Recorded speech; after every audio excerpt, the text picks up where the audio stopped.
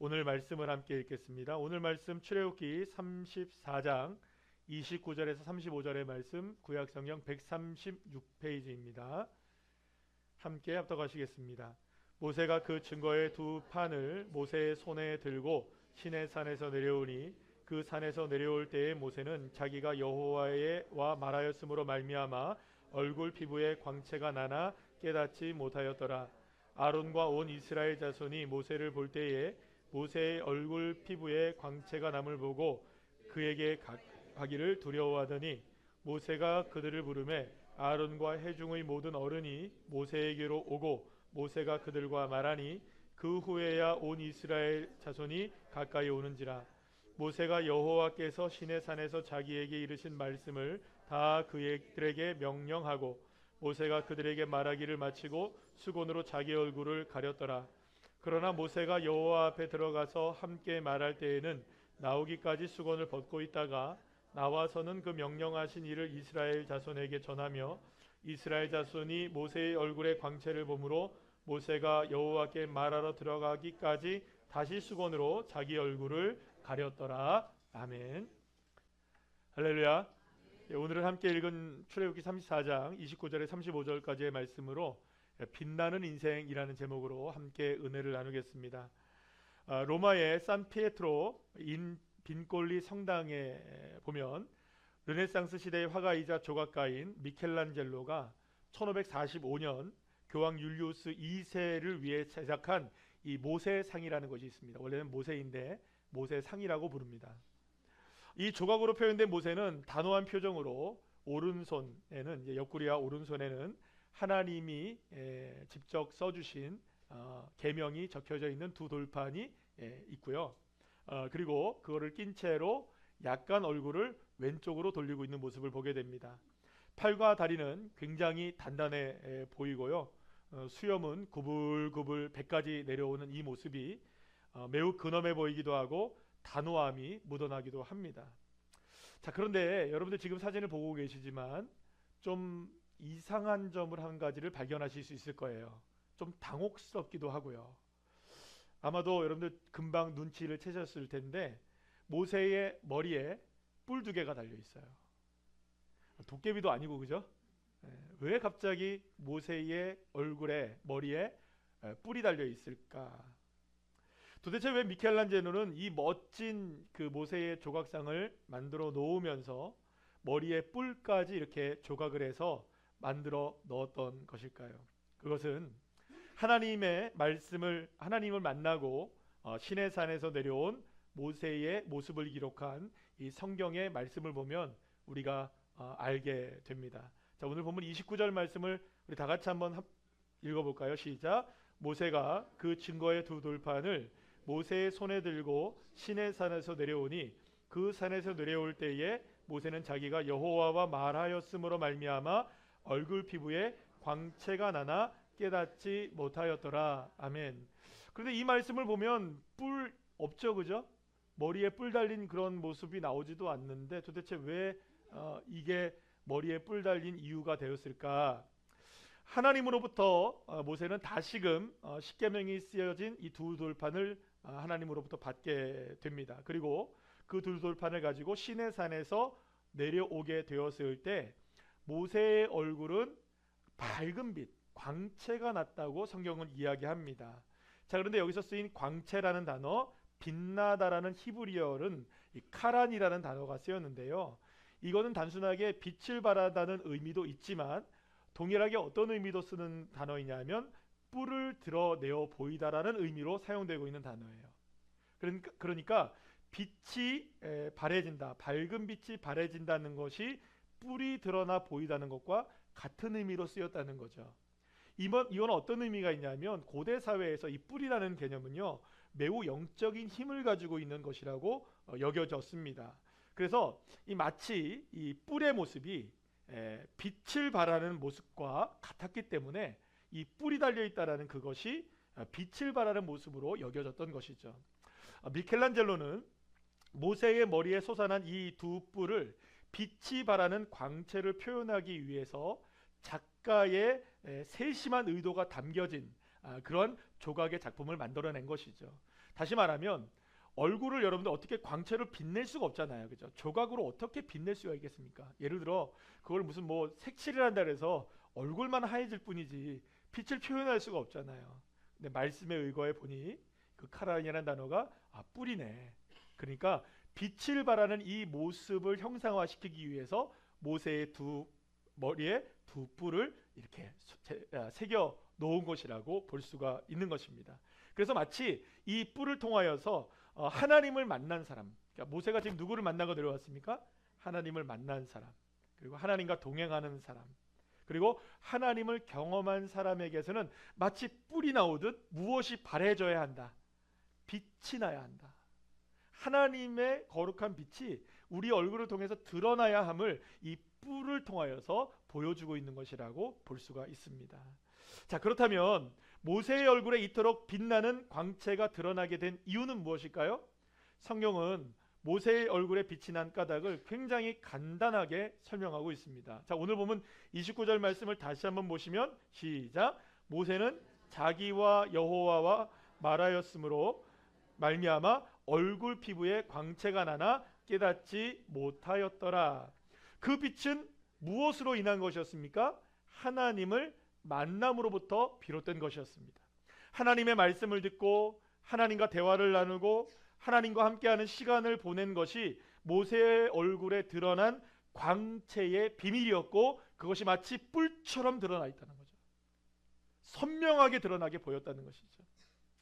사실 여러분, 모세의 얼굴이 처음부터 이렇게 빛났느냐? 처음부터 빛난 것은 아니었어요. 이전에도 여러 차례 하나님을 만나고 왔지만 그때 모두가 다 이렇게 하나님을 만나고 왔을 때마다 광채로 빛난 것은 아니었어요. 근데 이번에는 특별하게 이렇게 빛났던 것이죠. 이미 모세는 여러 차례 하나님을 만나기 위해서 시내산에 올라갔었습니다. 하지만 이번에 이렇게 빛난 것은 처음이었던 것입니다. 모세가 하나님을 만나는 과정 중에는 많은 일들이 있었습니다. 하나님께서 이스라엘 백성들을 하나님의 소유 빛나는 백성으로 삼으시겠다고 말씀하십니다. 또 제사장 나라가 되게 하시겠다고 말씀하시죠. 우리가 계속해서 설교 때마다 제가 얘기하죠, 그죠? 거룩한 백성이 되게 하시겠다. 이렇게 이스라엘 백성들과 하나님 사이에서 언약을 맺게 되는데요. 하나님이 이 언약을 확증하시기 위해서 두 돌판에 직접 준비하신 두 돌판에 십계명을 새겨주십니다. 그리고 이제부터 성막을 통해서 이스라엘 백성들과 언제나 어디서나 함께 하시겠다는 의지를 보여주세요. 그리고 이렇게 하나님께서 이스라엘 백성들과 함께 한다는 이런 확증을 보여주신 다음에 이제 막 하나님과 이스라엘 백성들과의 아름다운 동행이 시작되게 된 것입니다. 다 준비가 된 거예요. 그런데 바로 그때 시내산 위에서 이런 하나님의 놀라운 은혜의 말씀들과 언약을 가지고 또 하나님과 함께 지내게 될 방식들에 대한 모든 것들을 다 알게 되어서 가지고 내려오는 겁니다. 이제 모세가 그 십계명을 받아 들고 내려오는 거예요. 그런데 그 시내산 아래에서는 아론을 중심으로 이스라엘 백성들이 하나가 되어서 금송아지 우상을 만들고 그것을 무엇이라고 부릅니까? 엘로힘이라고 부르며 이것이 우리를 인도한 여호와 하나님이다 라고 이야기하면서 하나님의 이름을 부르며 송아지를 무엇이라고 부르며 하나님이라 부르며 축제의 한판을 벌이고 있었던 것이에요. 이게 지난주에 우리가 함께 말씀을 나눴던 내용이죠. 이 장면을 본 모세는 망연자실합니다. 하나님께 써주신 이 두 돌판을 집어던집니다. 분노를 표출했던 것이죠. 그리고 그 두 돌판은 깨어주고 말죠. 도무지 있어서는 안 될 일이 아론과 이스라엘 백성들을 통해서 일어났던 것입니다. 이 일을 수습하기 위해서 모세는 다시금 하나님을 찾게 됩니다. 이스라엘 백성들의 무지함과 이 죄를 용서해달라는 간곡한 부탁을 가지고 하나님께 기도하기 위함이었습니다. 모세는 심지어 어떻게까지 기도하느냐? 출애굽기 32장 32절 말씀을 우리 함께 다 같이 읽어볼까요? 시작. 그러나 이제 그들의 죄를 사하시옵소서. 그렇지 아니하시오면 원하건대 주께서 기록하신 책에서 내 이름을 지워버려 주옵소서. 자신의 생명을 희생해서라도 저 무지한 이스라엘 백성들이 적과 끓으려는 가나안 땅은 물론이거니와 하나님의 백성으로서 계속해서 살아갈 수 있다면 차라리 내 생명을 지어가십시오.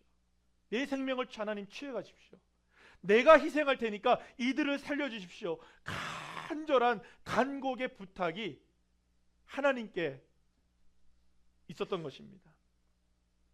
그리고 이렇게 기도한 모세에게 하나님은 그들과의 이스라엘과의 맺었던 언약을 다시금 인정하시게 됩니다.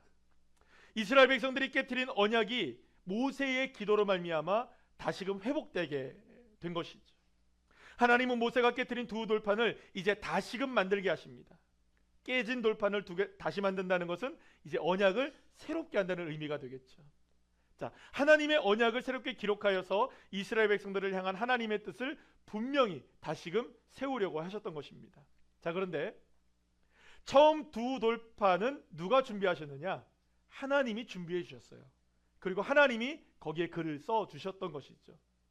그런데 하나님은 이전과는 달리 두 번째 돌판을 준비하실 때에는 다른 방식을 사용하시게 됩니다.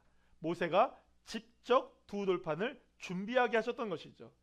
34장 1절 말씀 우리 다 같이 한번 읽어볼까요? 시작. 여호와께서 모세에게 이르시되 너는 돌판 둘을 처음 것과 같이 다듬어 만들라. 내가 깨트린 처음 판에 있던 말을 내가 그 판에 쓰리니. 모세는 하나님의 말씀이 새겨질 두 돌판을 깎아내며 만드는 과정을 거쳐야 했어요. 이전에는 하나님이 만들어 주신 거였지만 이제는 내가 만들어 가지고 가야 하는 것입니다. 자, 그러면 여러분 어떤 마음이었을까요? 하나님이 직접 만들어 주셨을 때에는 내가 손댈 것이 없어요. 그런데 하나님이 거기에다가 말씀을 쓰시기 위해서는 내가 그 돌판을 이렇게 깎아서 만들어내야 되는 거예요. 어떤 마음이었을까? 아마도 여러 가지 생각들이 모세에게 있었을 거라고 생각해요. 이스라엘 백성들이 죄를 짓는 모습을 보고 두 돌판을 던져버려서 깨트려버린 이 모습 보면서 여러분들 그걸 생각하면서 아, 내가 잘했어 생각했겠습니까? 아니죠.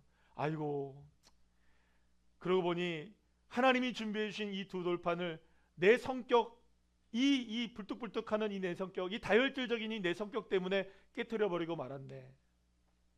생각이 안 들었을까요? 하나님의 말씀이 기록될 판을 내 스스로가 준비하면서 나의 삶을 돌아봤을 겁니다.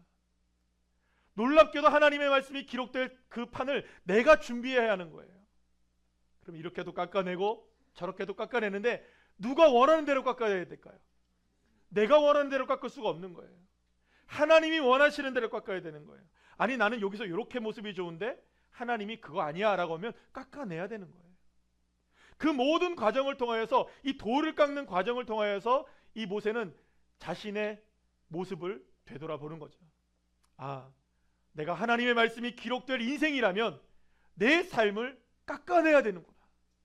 내 마음을 깎아내야 되는구나. 내 삶을 끊어내야 되는구나.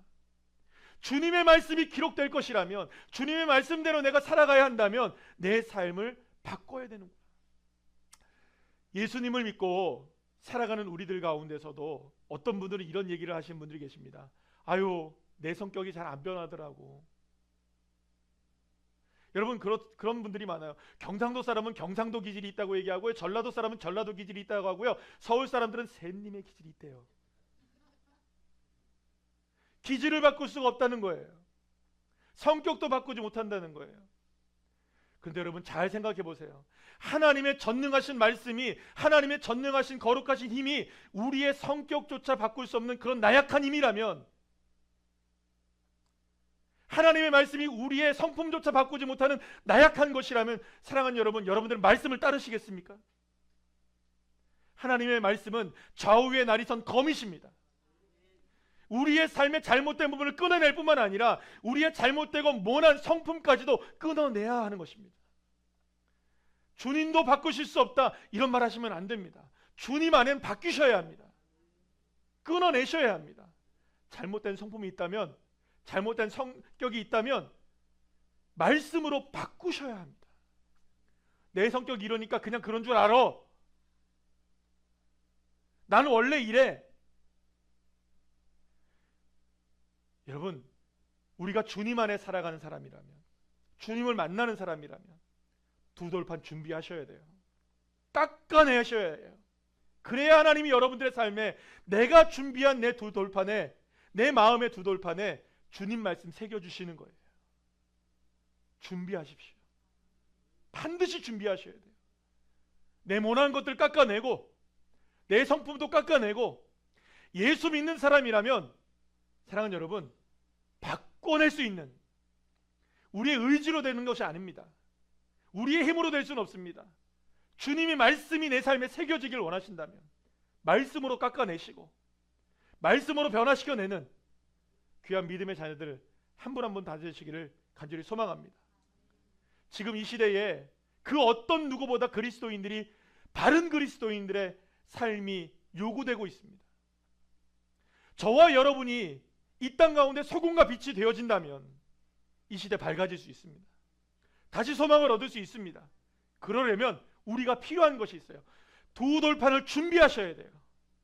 깎아내시고 바꾸시고 다듬으시고 변화가 되어지는 저와 여러분 되시기를 간절히 축원합니다.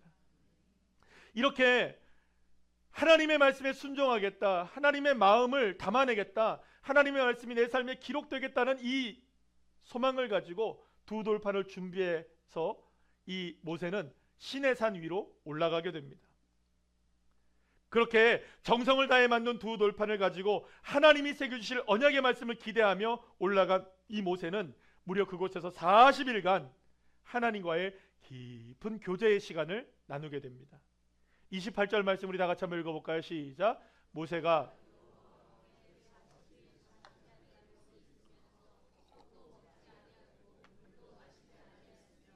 여호와께서는 언약의 말씀 곧 십계명을 그 판들에 기록하셨더라. 아멘. 모세는 40일 동안 먹지도 마시지도 않고 하나님과의 만남을 이어갔습니다. 금식했던 것이죠. 하지만 이 금식은 하나님이 야, 너 내 만나는데 뭘 먹어, 뭘 마셔, 금식해 라고 해서 하나님이 명령하셔서 금식한 것은 아니었던 것 같아요. 어쩌면 이런 것이라고 볼 수가 있습니다. 이 금식은 하나님께서 명령하신 것이라기보다는 모세가 먹고 마시는 것도 잊은 채 자신이 준비해 올라간 두 돌판에 하나님의 말씀이 새겨지는 것을 정말로 깊이 있게 경험하고 있었던 것이 아닐까. 하나님의 말씀을 듣고 깊은 하나님과의 교제를 나누다 보니 먹고 마시는 것도 다 초월한 40일간의 시간을 보낸 것이 아닐까. 그렇다 해도 여러분들이 40일 동안 아무것도 먹지도 않고 마시지도 않는 것이 가능할까요? 그건 사실상 불가능한 일입니다. 제가 여러 번 말씀드렸죠. 저희 아버님이 목회를 하시면서 3번이나 40일 금식을 하셨습니다. 먹지 않고 마시기는 하셨어요. 물은 마셨어요. 제가 또렷하게 기억하시는 것은 정말 40일 동안 아무것도 드시지 않는데 물은 계속 드셨다고요. 만약에 물까지 안 먹는다면 이거는 여러분 생명을 담보할 수가 없어요. 너무나 위험한 일입니다. 하면 안 됩니다. 그렇게는. 그런데 더 이해할 수 없는 일이 벌어집니다. 40일 동안 물 한 모금 마시지 않고 먹을 것 하나도 먹지 않는 것도 놀라운 일인데, 더 놀라운 일은 모세가 산 위에서 내려왔을 때 그의 얼굴은 사람들이 바라볼 수 없을 정도로 밝게 빛나고 있었다는 거예요. 여러분, 피골이 상접한 모습이 아니었어요.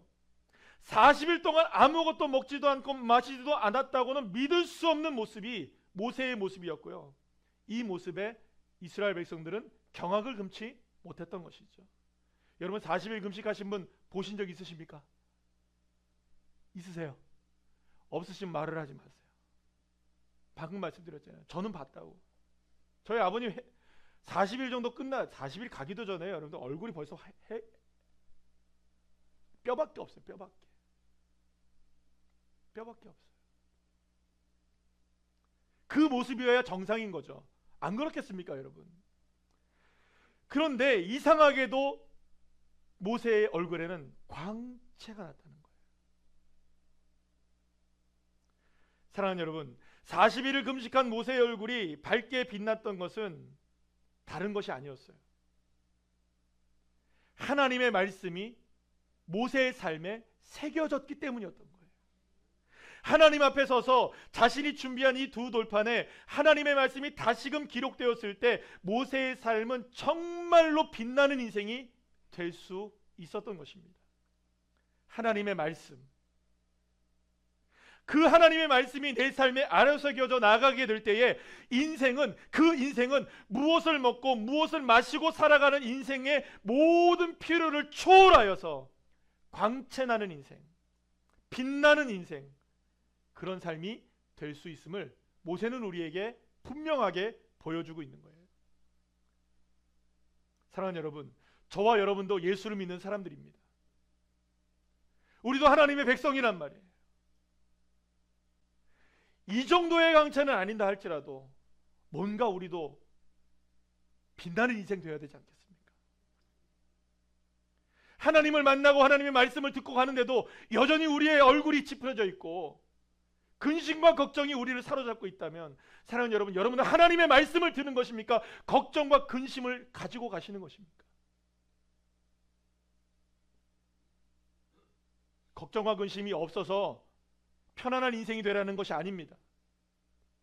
근심도 있고 아픔도 있고 우리에게 슬픔도 있지만 그 모든 것들을 감당해내게 하실 하나님의 말씀이 내게 주어졌다면 그 말씀을 믿고 그 말씀을 따라 빛나는 인생 저와 여러분 되시길 간절히 축원합니다. 그래서 예수님도 이렇게 말씀하신 것이 아닐까요? 마태복음 4장 4절의 말씀 우리 다 같이 한번 읽어보겠습니다. 시작. 예수께서 대답하여 이르시되 기록되었으되 사람이 떡으로만 살 것이 아니요 하나님의 입으로부터 나오는 모든 말씀으로 살 것이라 하였느니라 하시니. 아멘. 예수님도 광야에서 40일을 금식하며 마귀에게 시험을 당하셨습니다. 그 첫 번째 마귀의 공격이 바로 뭐냐? 돌이 떡이 되게 하라는 것이었습니다. 따라합시다. 돌이 떡이 되게 하라. 마귀는 예수님의 배고픔을 잘 알고 있었습니다. 그런데 마귀가 돌로 떡을 만들려고 한 것은 그만큼 떡에 관한 관심이 누구에게나 크다는 것을 우리에게 보여주는 것이라고 할 수가 있어요. 만약 여러분, 저와 여러분에게도 그런 능력이 있다면, 가능하다면, 돌로 떡을 채울 수만 있다면 너도 나도 여러분들 돌로 떡을 만들겠습니까? 안 만들겠습니까? 주전에 돌 하나도 안 남아. 주전 돌들이 다 떡이 될 겁니다, 여러분. 안 그렇겠어요, 여러분들? 마귀가 바라는 것이 바로 이것입니다. 우리의 배를 세상의 것들로 채우라는 것입니다. 돈으로 채우고 건강으로 채우고 사람으로 채우고 명예로 채우고 힘으로 채우고 권력으로 채우라는 것이에요. 그것이 무슨 돌이든 인생의 목마름과 배고픔과 같이 늘 찾아오는 우리의 인생의 욕구와 욕망들을 채우라는 거예요. 물론 이것은 단지 욕망과 욕심에 대한 이야기만은 아니에요. 평범하게 살아가는 저와 여러분의 같은 인생들 속에서도 그리 욕심부리며 살아가지 않는 우리의 삶에서도 언제나 우리의 인생은 목마르고 배고픔의 문제를 해결하는 데 있어서 너무나 큰 인생의 무게들을 짊어지고 살아갑니다. 삶의 문제는 끊임없이 우리에게 다가옵니다. 지나갔다고 해서 멈춰지지 않아요. 또다시 풀어야 되는 문제는 수없이 수두룩하게 우리에게 쌓여지게 됩니다. 그럴 때 마귀는 우리에게 이렇게 유혹을 하는 거죠. 돌들을 찾아라.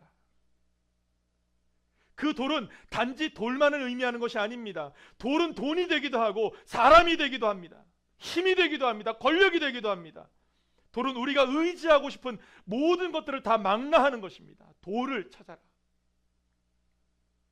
그러나 주님께서 우리에게 말씀하십니다. 사람이 떡으로만 살아서는 안 된다. 이것은 떡이 필요 없다는 말이 아니에요. 떡을 먹지 않아도 된다는 말이 아닙니다. 떡의 문제를 해결하기 위해서 수많은 돌들을 찾아다니는 우리의 이 노력과 수고를 그치라는 것입니다. 떡의 문제는 돌을 찾는다고 해결되는 것이 아니라 하나님의 말씀으로 인하여서 해결될 수 있다는 것. 하나님의 말씀으로만 풀어낼 수 있다는 것, 하나님의 말씀으로만 해결될 수 있다는 것을 우리에게 말씀해 주고 있는 것입니다. 하나님의 말씀만이 진정한 떡이며 그 떡으로 세상 떡 부럽지 않게 살아갈 수 있도록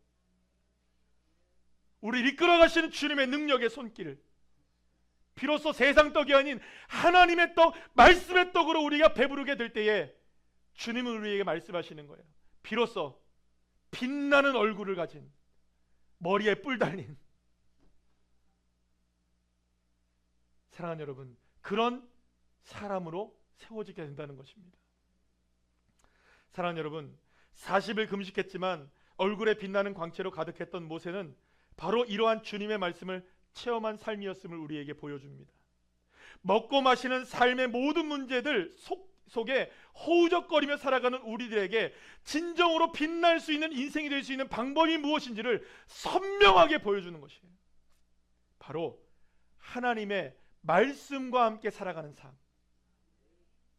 하나님의 말씀과 함께 동행해 살아가는 삶, 그 인생이 될 때 사랑하는 여러분, 저와 여러분의 인생이 빛나는 인생이 되어지는 것이죠. 여러분들 머리를 한번 이렇게 만져보세요. 뿔이 있나? 거울을 한번 보시고 내 인생 정말 하나님의 말씀으로 빛나고 있나? 자, 그런데 모세는 빛나는 얼굴을 수건으로 가립니다. 겸손한 것을 뜻하는 것일 수도 있지만 그 이상의 의미가 담겨 있다는 것을 여러분들 잘 아셔야 됩니다. 모세는 하나님을 만났을 때에도 성경에 보니까 얼굴에 빛이 났대요. 그러면 여러분, 만약에 겸손하다면 누구 앞에서 수건을 써야 될까요? 하나님 앞에서 쓰고 백성들 앞에서는 벗어도 될 거 아니에요. 근데 백성들 앞에서는 뒤집어 쓰고 하나님 앞에서는 오히려 수건을 벗었대요. 이것은 도대체 어떤 의미를 갖고 있는 것일까요? 중요한 것은요, 이스라엘 백성들 앞에 섰을 때 가렸다는 것은 이스라엘 백성들이 누구를 바라보지 못했던 겁니까? 모세의 광채 때문에 얼굴을 바라보지 못했기 때문에 그들을 위하여 얼굴을 가린 거예요. 노자 4장에 보면 이런 이야기가 있더라고요. 그 날카로움을 무디게 하여 엉클어진 것을 풀고 그 빛을 짐짓 감추어 먼지와 하나로 된다. 노자는 우리의 삶이 너무나 날카롭거나 밝으면 그 사람에게 다가갈 수 없다는 것을 이야기하고 있어요. 그래서 적당하게 상대방을 위하여서 스스로를 무디게 만들어야 된다. 그래야 사람들과 어우러 살아갈 수 있다는 이야기를 하는 것이죠. 어쩌면 모세가 이스라엘 백성들 앞에 수건을 썼던 이유가 바로 여기에 있지 않았을까라는 생각을 하게 됩니다. 하나님의 말씀으로 충만한 삶을 뽐내거나 드러냄이 아니라 여전히 목이 고다 하나님의 말씀대로 살아가지 못하고 따라가지 못하고 변화되지 못하는 인생들, 그 채로 살아가고 있었던 이스라엘 백성들, 늘 말썽 부리며 투정 부리며 부족하다 못해 연약한 이스라엘 백성들과 함께 살아가려면 모세가 자기 혼자 빛나서는 안 되는 것이에요. 그러면 여러분 위화감 느끼는 거예요. 아이고, 우리는 죽었다 깨어나도 누구 될 수 없다. 모세처럼 빛나지 못하지. 모세는 그냥 모세로 살고 우리는 그냥 이대로 살자. 너는 너고 나는 나다. 이렇게 될 수 있는 거죠. 그러나 모세는 밝은 얼굴, 빛나는 광채를 수건으로 가리고서라도 누구를 만나는 겁니까? 백성들 속으로 들어가는 거예요. 백성들 속으로 들어가서 그들과 함께 하나님의 말씀을 나누고 하나님을 만난 그의 삶을 그들에게 나눠주고 있는 거예요. 수건을 뒤집어 쓰고서라도. 어쩌면 모세는 자기 스스로가 낮아지면서 누구에게 다가가고 있는 것일까요? 세상 속으로, 사람들 속으로, 백성들 가운데로 들어가고 있었던 거예요. 그런데 이 모습 낯설지가 않습니다. 예수님의 모습이기 때문이죠. 빌립보서 2장 6절 8절 말씀 우리 다 같이 한번 읽어볼까요? 시작. 그는 근본 하나님의 본체시나 하나님과 동등됨을 취할 것으로 여기지 아니하시고 오히려 자기를 비워 종의 형체를 가지사 사람들과 같이 되셨고 사람의 모양으로 나타나사 자기를 낮추시고 죽기까지 복종하셨으니 곧 십자가에 죽으심이라. 아멘. 낮아지신 예수님, 높은 곳에 계신 그 예수님이 우리를 찾아오셨다는 거예요. 우리와 함께 하시기 위해서, 죄인인 우리를 구원하시기 위해서 낮은 곳으로 오신 주님, 십자가를 앞에 두시고 예수님은 제자들 3명을 데리시고 베드로와 야고보와 요한을 데리시고 높은 산에 올라가시게 됩니다. 근데 그곳에서 예수님이 밝은 광채로 얼굴과 옷이 빛나게 하얗게 변화되는 밝은 광채로 변화되는 것을 이 베드로와 제자들이 보게 돼요. 그리고 곧 이어서 거기에 모세와 엘리야가 나타나더니 예수님과 엘리야와 모세가 함께 대화를 나누는 장면이 펼쳐진 거예요. 이것을 우리가 보통 소위 변화산 사건이라고 얘기합니다.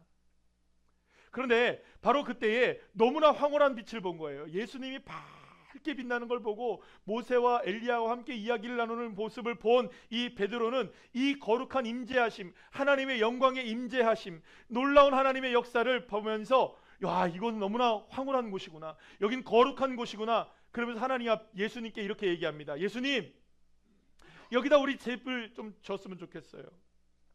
토막 셋을 짓기를 원해요. 하나는 모세를 위하여, 하나는 주님을 위하여, 하나는 엘리야를 위하여 우리가 여기다가 집을 짓겠습니다. 제가 이 마태복음 17장 4절 말씀 읽었나요? 안 읽었죠? 말씀 다 읽어보겠습니다. 시작. 베드로가 예수께 여쭈어 이르되 주여, 우리가 여기 있는 것이 좋사오니 만일 주께서 원하시면 내가 여기서 초막셋을 짓되 하나는 주님을 위하여, 하나는 모세를 위하여, 하나는 엘리야를 위하여 하리이다. 이곳에 영원히 살기를 바랬던 것이죠. 너무나 좋은 곳이었어요. 여러분 같으면 안 그렇겠습니까? 예수님 밝게 빛나고 모세와 엘리야도 보고 와, 그거 너무 좋은 곳이에요. 그런데 베드로의 이 말을, 이 꿈은 깨어지고 맙니다. 집은 짓는 것을 물론 그곳에 머무는 것도 허락되지 않은 채로 베드로와 제자들은 다시금 예수님과 함께 산 밑으로 내려오게 되죠. 그렇게 산 위에서 황홀한 경험을 했던 이 제자들은 산 밑으로 내려왔을 때 산 밑의 상황 속에서는요, 아비규환을 만나게 돼요. 귀신 들린 아이가 하나가 있었는데 이 귀신 들린 아이가 온 동네를 휘집어 다니면서 말썽을 피운 거예요. 아버지는 그를 따라다니면서 그를 말렸지만 이 말릴 수가 없었어요. 그래서 제자들을 찾아갔습니다. 산 밑에 남겨 있었던 제자들을 찾아간 거예요. 제자들에게 얘기합니다. 어떻게든 얘를 좀 진정시켜달라, 고쳐달라. 1절에 제자들이 귀신을 쫓아내 본 적이 있었거든요. 그래서 제자들이 배운 대로 한번 해보는 겁니다. 막 제자들이 달려들어서 이 아이를 붙잡고 또 뛰쳐나가면 또 붙잡고 기도를 하는 거예요. 근데 애가 안 나아요. 귀신이 안 떠나가는 거예요. 제자들은 체면을 구기게 되었고 온 동네는 아수라장이 되었던 겁니다. 산 위에와 산 아래는 극명하게 달랐던 것이죠. 산 위에 머무르기를 바랬던 이 제자들은 내려오기를 괜히 했다라는 생각 안 했을까요, 여러분들?